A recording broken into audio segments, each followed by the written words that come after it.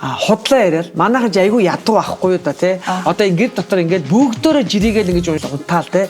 Манайх чи айгүй ядуу гэж ярьж байсан ч хүүхдийг сонсч яадаг тийм ээ.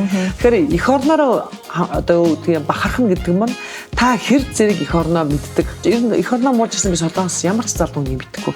Ямар ч настай хүн тэд нар өөрсдөө бахархдаг байхгүй. Одоо би он гарангуудаа би бас топикийн шалгалт өгч байгаа. Энэ өөрөө юу гэхээр би топикийн шалгалт хэрэггүй шүү дээ. Тийм шүү дээ. Би синхроны орчуулагч хүн шүү дээ. Тэгвэл би юу гэж боддог гэхээр айцтай байдаг байхгүй юу? Би ингээд амар өөртөө ихтэй юм шиг хөтлөө. Заримдаа би юу гэж боддог гэхээр яна би Солонгос хэлээ дотор сурч байдэ. Би одоо насаараа топикийн шалгалт өгч байгаа юм шүү дээ гэмэлгээд их сургуулийн багш болсон мөртлөө би топик өгөх айгаа хоббитай. Тэгэл Гванжоу хотод очивол одоо би энэ удаа Вьетнамд очив гэдэг билүү шүү. Гадаад хэлийг амар сайн сурдаг мөртлөө залуучууд маань монгол хэлийг болцсон.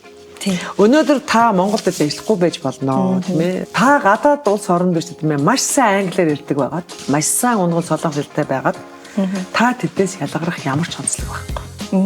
Хэрэг монгол хэлээ мэдэхгүй байх юм бол ялгарах зүйл байхгүй.